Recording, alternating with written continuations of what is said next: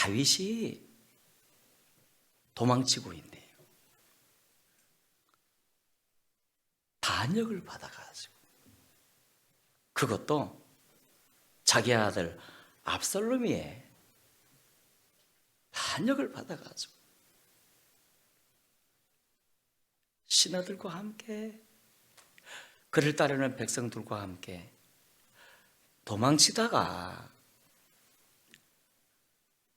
바후림이란 곳에 이르렀을 때, 어디서 시므이라는 자가 나타나가지고 욕을 하네요.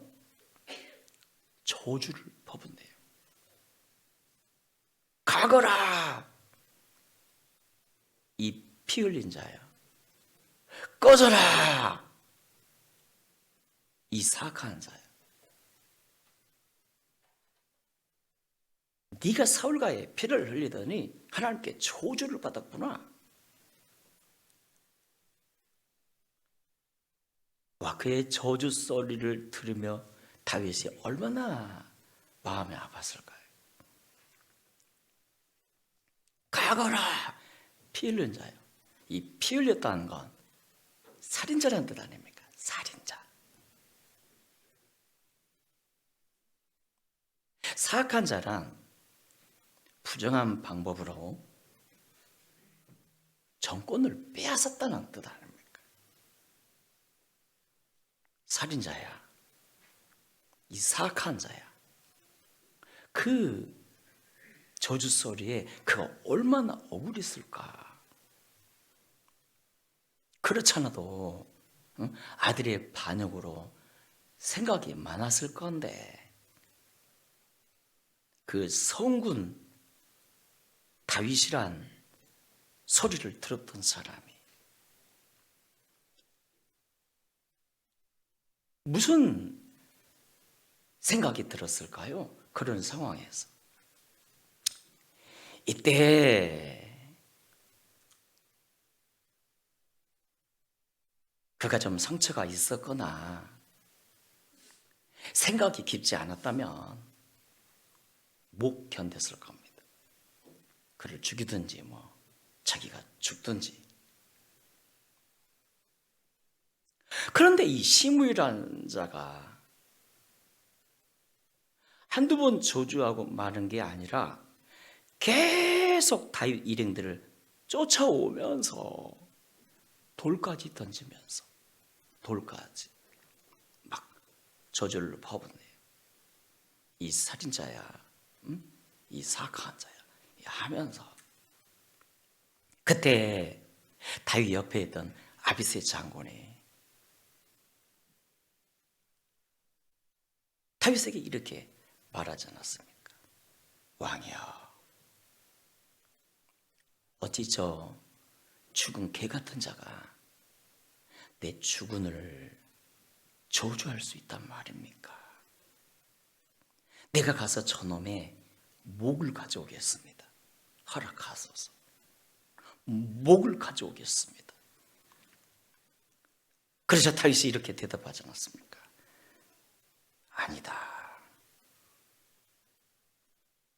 아비새야, 그의 저주가 네와 무슨 상관이 있냐? 그는 나를 위해 향해 저주한 거 아니냐? 또 하나, 내가 지금 이 저주 소리를 듣는 게 어찌 하나님 허락 없이 가능할 일이겠느냐? 누구 허락 없이? 하나님 허락 없이. 다 하나님이 하신 거다. 하나님이 하신 거다. 혹 하나님이 그의 저주 소리를 들으시고 나를 긍휼히 여기실지 어떻게 하느냐? 내게 선으로 갚아주실지 어떻게 하느냐? 그러므로 놔두거라. 놔두거라. 와, 이 다윗을 보니까 지금 이 절박한 상황을, 절대 위기의 상황을 누구로 해결하겠다는 겁니까? 하나님으로.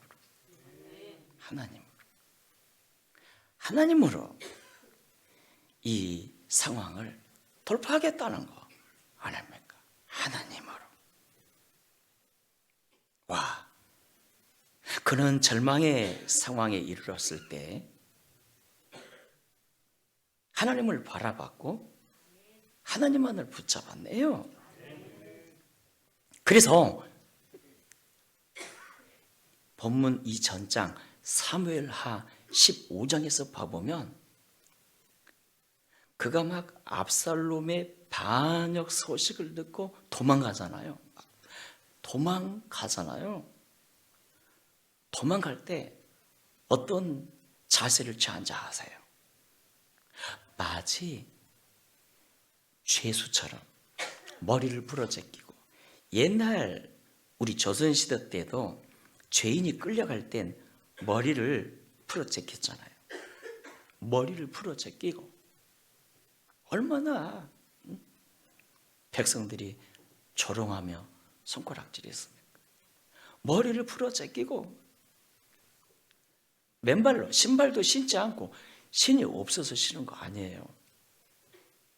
맨발로 울면서, 아니 그 전쟁의 영웅이 아직도 자기 주변에는 요압이 있고 최고의 장수였던 아비새가 있고, 이들은 일당천이거든요. 건정한 장수들이 많았다고요. 그런데 울며 머리를 풀어 제끼고 맨발로, 더구나 반역 사건 아닙니까? 강해 보여야지, 자신감을 보여야지 백성들도 그를 따르지요. 그런데 마치 죄수처럼 머리를 풀어 제끼고 전혀 전법과 맞지 않는. 여러분, 다윗이 그 절대 위기의 상황에서 왜 이런 자세를 취했을까요? 그는 이 고통이, 이 위기가 왜 자신에게 임했는지 알았거든요. 그래서 인간적인 수단과 방법을 다 내려놓고 지금 하나님만 상대하겠다는 거예요. 누구만? 하나님만 상대하겠다. 하나님만 상대하리라. 이 위기를 하나님으로 돌파하리라. 하나님으로. 그래서 그가 말하지 않았습니까? 혹 하나님이 그의 저주 소리를 들으시고 나를 긍휼히 여기실까? 어떻게 아느냐? 나더라 선으로 갚아주실지 어떻게 아느냐? 그가 막 도망칠 때요, 반역 소식을 듣고 막 도망칠 때 장수 중 한 명이 와가지고 이렇게 보고를 했죠. 왕이여, 큰일 났습니다. 아히도벨이요 압살롬 편에 섰나이다. 그는 제갈공명 같은 자 아니었습니까? 그가 계략을 짜면 백전백승입니다. 그 다윗의 친구 아히도벨이 압살롬 편에 섰다는 거예요. 충격을 받지 않았습니까? 충격적이었지만 그럼에도 정신을 차리고 그가 그 다음에 뭐 한지 아세요? 하나님께 기도한 거 아닙니까? 하나님, 그의 모략이 어리석게 하옵소서. 그의 계략이 틀려지게 하옵소서. 그러니까 그 절망의 상황에서 다윗은 누구 붙잡았다고요? 하나님 붙잡은 거예요. 하나님. 내가 이 위기를 하나님으로 돌파하겠다. 하나님으로. 여러분, 다윗은 젊은 날부터 하나님을 알았고요. 하나님과 깊이 교통을 했기에 그가 잘하는 것 두 가지가 있지 않았습니까? 뭔지 아세요? 하나는 찬양을 잘했습니다. 찬양을 늘 수금 타며 기타 치며 하나님을 노래했고요, 하나님을 찬양하며 예배했고요. 그리고 그에겐 예배하는 시간이 가장 행복한 시간이었고, 하나님은 그 예배를 통해 그를 만나 주셨고 성령의 감동과 은사로 가득히 채워주셨고, 또 하나의 그의 특기가 있었으니 뭔지 아세요? 다윗의 특기, 돌파 아니었습니다. 돌파, 그냥 돌파가 아닙니다. 하나님으로의 돌파. 하나님으로 돌파. 인생의 어떤 위기를 만났을 때에도 하나님으로 돌파. 사울이 그를 그렇게 죽이려고 쫓아오는데 그 한 사람 잡으려고 수천의 군사를 풀었어요. 그럴 때에도 하나님만 붙잡으며 하나님으로 돌파하지 않았습니까? 특히나 골리앗과의 싸움에서 그가 이렇게 말했지요. 너는 칼과 단창으로 내게 나왔으나 나는 만군의 하나님 여호와의 이름으로 내게 가노니. 누구 이름으로? 만군의 하나님 여호와의 이름으로 너에게 가노니. 그러니까 하나님이 나의 주군이고 하나님이 나의 돕는 자라는 거예요. 때문에 내가 하나님으로 너를 이기겠다는 거예요. 만군의 하나님 여호와의 이름으로 내게 가노니 오늘 내가 너를 죽여 짐승의 밥이 되게 하겠다. 즉 자신은 하나님으로 그를 꺾겠다는 것입니다. 하나님으로 인생의 문제를 돌파버리겠다는 것입니다. 오직 하나님으로. 그 다윗이가 시편 18편 1절 이하에서 이렇게 고백하지 않았습니까? 나의 힘이 되신 여호와여, 나의 힘이 되신 여호와여, 내가 주를 사랑하나이다. 여호와는 나의 반석이시요 나의 요새시요 나를 건지시는 이시요 나의 하나님이시요 내가 그 안에 피할 바위시요 나의 방패시요 나의 구원의 뿌리시요 나의 산성이시로다. 무슨 뜻입니까? 하나님이 나의 힘이고 반석이고 요새고 돕는 자이시니 내 인생의 어떤 문제도 하나님으로 돌파해 버리겠다는 것입니다. 하나님으로 돌파. 우리 크게 한번 따라합시다. 하나님으로 돌파. 그겁니다. 하나님으로 돌파. 여러분 인생 살아가다 보면요, 문제가 얼마나 많은지, 위기도 또 얼마나 많은지. 그런데요, 성경을 보나 역사를 보나 위기를 통해 기회와 승리를 잡은 사람들이 많지 않습니다. 한 번에 인도의 왕이 자기 공주를 시집 보내려고 전국의 청년들을 다 모았습니다. 청년들이 와서 보니까 왕이 큰 저수지를 준비해 놓고 누구든지 이 저수지 이쪽에서 저쪽까지 통과하면 자기 딸을 주겠다. 그런데 서로 눈치만 보지 아무도 그 저수지에 뛰어들지 못합니다. 왜냐하면 수천 마리의 악어떼를 그 저수지에 담아놨거든요. 물에 들어가는 순간 악어의 밥이 되는데 아무리 왕의 공주라고 쉽게 덤비겠습니까? 그런데 갑자기 한 남자가 그냥 다이빙을 멋지게 쫙 하더니 막 푸아 끝에까지 도착을 했어요. 난리가 났습니다. 용기 있다며 박수를 치며 기자들이 와서 묻습니다. 그 용기 대체 어디서 났냐면서, 어떻게 그런 힘이 있어서 가능했냐면서. 그랬더니 그가 하는 말이, 성질을 팍 내면서 하는 소리가, 누구야? 누가 밀었어? 알고 봤더니 누가 그의 등을 억지로 밀어버린 거예요. 그러니까 저수지에 떨어져 가지고 어차피 죽을 거 있는 힘을 다해서 건너가자고 막 푸아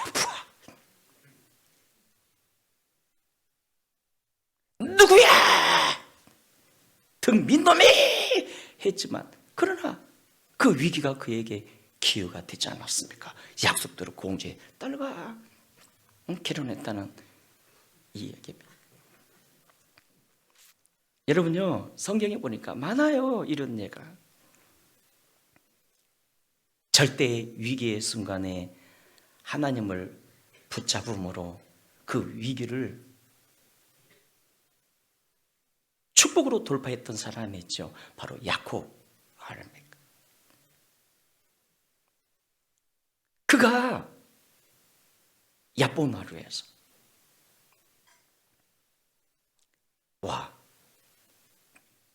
그의 형이 에서가 군사 400을 이끌고 쫓아오는데, 군사 400을 이끌고 처음에는 인간적 수단과 방법을 다 동원했지. 가축대를 한대, 두대, 셋으로 나눠서 형에게 막 다 보내고. 여러분, 이게 쉬운 게 아니에요. 자기 살기 위해 모든 재산을 다 형에게 보낸 거예요. 거기다가 가족도 다 보내고 지금 자기만 홀로 야복나루에 앉아가지고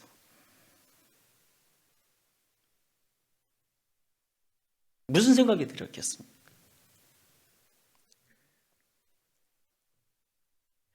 홀로 야복나루에 앉아서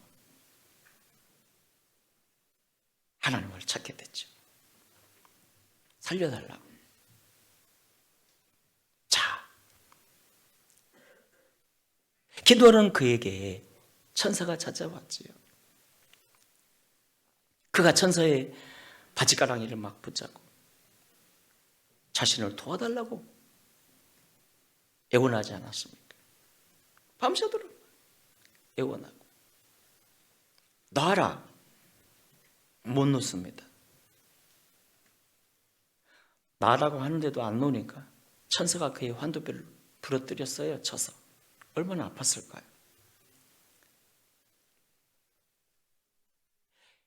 해 오를 때 됐다. 놔라! 못 놓습니다. 나를 축복하지 않으면 나를 결코 놓을 수 없습니다. 놔라니까! 못 놓는다니까요! 네 이름이 뭐냐? 야곱입니다. 그래. 다시는 네 이름을 야곱이라 부르지 말고 이스라엘이라 부르라. 와. 그에게 응답이 임한 겁니다. 그가 천사를 붙잡음으로. 여러분, 그때 야곱에게 다가오신 천사는요, 쉽게 우리가 말한 엔젤적인 천사가 아닙니다. 성자 예수님 미 천사로 오신 거예요. 예수님이 천사로 오셔서 그의 인생 문제를 해결해 주셨을 뿐만 아니라 야곱이 이스라엘 되게 해주셨네요. 야곱 스스로 힘으로 사는 자, 이스라엘 하나님의 힘으로 사는 자. 그러니까 야곱이 예수님을 붙들었더니 예수님이 평생에 야곱이를 붙들어 주셨어요. 와, 야곱이 변하여 이스라엘이 되었네요. 그의 위기가, 절대 위기가 절대 축복이 되었네요. 그래서 잠언 8장에서 이렇게 말씀했죠. 나를 사랑하는 자들이 나의 사랑을 입으며 나를 간절히 찾는 자가 나를 만날 것이라. 누가 주님을 만난다고요? 주님이 어떤 사람을 만나 주신다고요? 찾는 자, 주님을 찾는 자, 예수님을 붙든 자, 막 예수님을 붙드는 자. 역대하 16장 9절에서는 이렇게 말씀하셨네요. 여호와의 눈은 온 땅을 두루 감찰하사 전심으로 자기에게 향하는 자들을 위하여 능력을 베푸시나니. 어떤 자에게 능력을 베푸신다고요? 전심으로 자기에게 향하는 자. 그러니까 전심으로 하나님을 붙드는 자. 우리가 전심으로 하나님을 붙들 때 하나님도 우리를 붙들어 주신다는 말씀 아닙니까? 그래서 사랑하는 여러분, 역사를 경험하는 돌파. 첫째는 절박하게 예수님을 붙잡을 때 이런 역사가 나옵니다. 따라합시다. 절박하게 예수님 붙잡을 때. 하갈이 볼 때마다 감동이 됩니다. 그녀는 그의 주인들에게 버림받았잖아요. 그래서 그의 아들과 함께 광야로 던져졌어요. 광야는 물도 없고 언제 맹수가 나올지 모르는 위험한 곳 아닙니까? 그곳에서 물도 다 떨어지고 아들과 함께 죽어가는데, 자기 죽는 건 그나마 참을 수 있는데 아들이 살겠다고 몸부림을 치는데 부모로서 차마 볼 수가 없어요. 그래서 괴로워가지고 그가 지혜로운 선택을 하죠. 원망 대신에 하나님을 붙잡기로 결단합니다. 하나님을 붙잡지 않았습니까? 아브라함의 하나님 앞에서 방성되고 가며 우네요. 아브라함의 하나님이여, 내가 죽는 것은 이해할 수 있으나 내 아들이 죽는 건 참아 보지 못하겠습니다. 살려달라고. 절박하게 하나님을 붙잡을 때 어떤 역사가 일어났죠? 하나님의 사자가 그곳에 오셨는데, 여기 하나님의 사자로 오신 분 역시 예수님 아니었습니까? 예수님이 오셔서 첫째, 약속의 말씀을 주셨고요, 네 아들을 통해 큰 민족을 이루겠다, 약속의 말씀을 주셨고요, 또 하나 그의 눈을 열어서 물샘을 보게 해주셨네요. 와, 따라합시다. 절박하게 예수님을 붙잡자. 그렇습니다. 절박하게. 또한 역사가 일어나는 돌파. 우리가 포기하지 말고 예수님을 붙잡을 때요, 역사를 경험합니다. 가나안 여인이 그랬죠. 자기 딸이 흉악한 귀신이 들려가죠. 불에도 넘어지고 물에도 넘어지고. 어렵사리 예수님 오신다는 소식을 듣고 예수님을 찾아가서 애원하지 않았습니까? 내 딸이 흉악한 귀신에 들렸나이다. 긍휼을 베푸소서. 그런데 예수님은 쳐다보지도 않네요. 관심도 안 가져주시네요. 그러나 여자는 포기하지 않고 계속해서 주 다윗의 자손이라 부르면서 기도하는데, 제자들이 볼 때도 안타까웠어요. 선생님 좀 봐주세요. 어떻게 좀 해주세요. 시끄럽지 않습니까? 그러자 우리 예수님 무슨 말씀을 주셨죠? 인자는 이스라엘의 잃어버린 양 외에는 보내심을 받지 않았도다. 너 같은 이방 여자에게는 긍휼을 베풀 수 없다는 거예요. 이쯤 되면 저는 시험 들어가요. 그러나 그럼에도 이 여자는요, 포기하지 않고 계속 예수님께 간청합니다. 그러자 예수님 더 절망적인 말씀을 주셨어요. 어찌 자녀의 떡을 취하여 개들에게 던짐이 마땅하겠느냐. 무슨 뜻이죠? 너는 개다 이거죠. 개에게 긍휼을 베풀 수 없다. 그러자 여인이 이렇게 대답하지 않았습니까? 주여 올소이다. 맞습니다. 저 개입니다. 하지만 그 개들도 주인의 상에서 떨어지는 부스러기라도 먹어야 살 수 있지 않습니까? 그 부스러기 축복이라도 주시옵소서. 결국 주님이 감동받으시며 이렇게 말씀하셨죠. 여자야, 네 믿음이 크구나. 네 믿음대로 되리라. 네 믿음대로 네 딸이 나음을 입었느니라.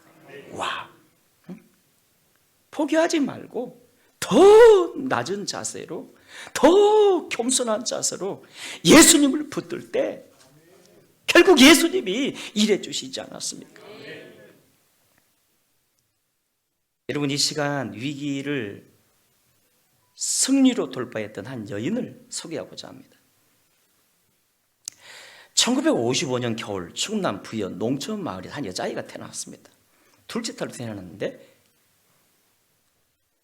어릴 때부터 그의 꿈은 학교 선생님이 되어 사람들이 가지 않는 섬에 가서 선생님이 되겠다는 꿈 아니었습니까?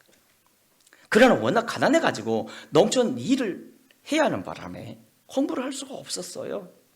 학교 선생님이 꿈이었는데 시골에서 공부할 수 없음을 알고 무작정 서울로 올라옵니다. 서울로 올라와 전자부품 공장에서 야간 근무를 하면서 낮에는 열심히 검정고시 시험을 봐가지고 8개월 만에 고등학교 검정고시 과정을 마치고 드디어 방송통신대학 초등교육학과를 입학합니다. 그리고 좋은 신랑을 만나서 결혼하기로 하고 한 달을 앞뒀는데 그만 교통사고가 났어요. 교통사고가. 한 달 동안 의식불명으로 누워있다가 깨어보니 목 위는 정신이 있고 말도 하고 움직일 수가 있는데 목 아래는 완전히 다 마비되어 버린 거예요. 손 하나 까딱할 수가 없습니다. 절망에 부딪힌 것입니다.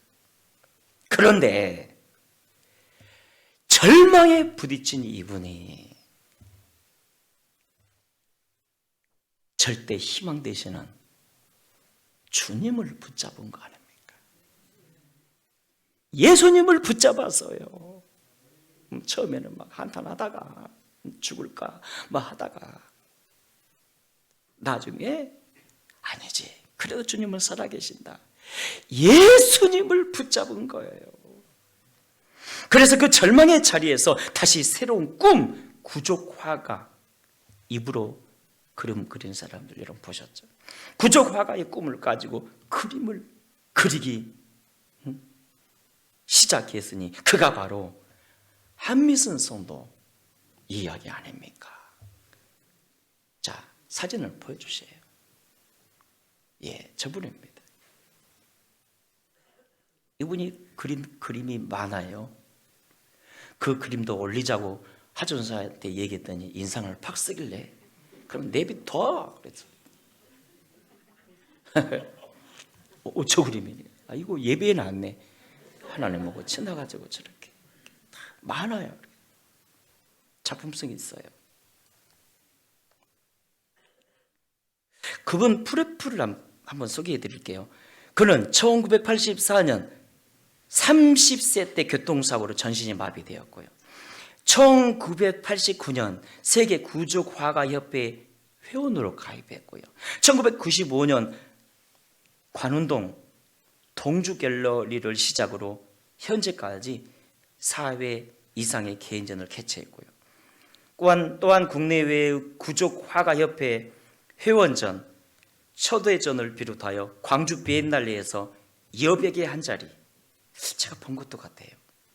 기념전, 부여 구민회전, 여성 장애인 복도듬전, 마음으로 보는 세상전, 운보의 소리 없는 메아리전, 아시아 태평양 장애인 대표 미술전, 한중일 교류, 장애인 미술 교류전 등 다수의 전시회에 참여하지 않았습니다. 그런데 여러분, 이분이 책을 냈어요. 혼자 있어도 혼자가 아닌이라는 귀한 책을 냈는데요. 그의 책에서 이런 고백을 했습니다. 한번 들어보실래요? 한번 올려주세요. 자,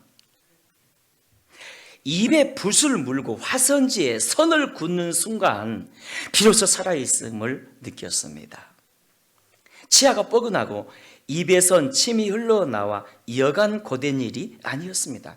입안이 다 얼어 하루에도 수십 번 붓을 뱉어버리고 싶었지만 고통 속에서도 희망을 주신 하나님께 감사하며 다시 붓을 물었습니다. 결국 세계 구족화가협회에 등록되고 장학금과 작품 활동을 할 수 있는 지원을 받았습니다. 입으로 그림 그리면 얼마나 아름다운지 모르겠어요. 그런 절망 가운데 이렇게 감사를 드립니다. 뜻밖의 찾아온 고난으로 왜 하필 나에게 이런 일이 벌어졌을까 절망하며 수없이 삶을 포기하고 싶었습니다. 그럼에도 불구하고 살아있음에 감사했습니다. 뒤를 돌아보니 필요를 채우시는 하나님의 손길이 언제나 함께 했었다는 것을 깨달았습니다. 이제는 혼자 있어도 혼자가 아닙니다. 생명을 주신 하나님을 찬양하며 감사와 영광을 돌립니다. 와, 여러분이 한미순 이 성도, 그 절대 절망의 상황에서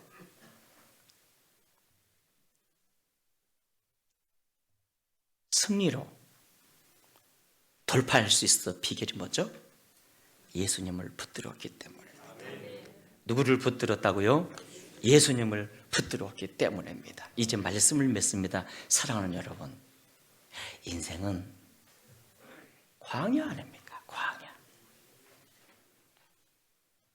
미래에 대해서 예측이 불가능합니다. 전혀 예기치 못했던, 상상할 수 없는 큰 사건과 사고들이 얼마나 많던가요? 그래서 여러분, 우리가 지금 살고 있는 이 세상은요, 안전지대가 없어요. 솔직히 지금 튀르키예에서 일어난 지진이 우리나라에서는 안 일어난다는 보장이 어디 있습니까? 수년간 코로나로 여러분 힘드셨지만 이보다 더 큰 전염병이 우리에게 오지 않는다는 보장이 어딨냐고요. 경제적인 몰락이 올 수도 있고요, 물질적인 절벽에서 떨어질 수도 있습니다. 지금 이 시대는요, 안전한 노후 보장이란 없습니다. 이런 시대를 살아가면서 인내라는 단어만으로는 한계를 느끼면서 여러분, 우리에게 꼭 필요한 단어가 있습니다. 이러한 시대를 사는 우리에게 꼭 필요한 단어, 그것은 바로 돌파 아닙니까? 돌파. 하나님으로 돌파. 하나님으로 돌파. 우리 크게 한번 외칩시다. 하나님으로 돌파. 그겁니다. 하나님으로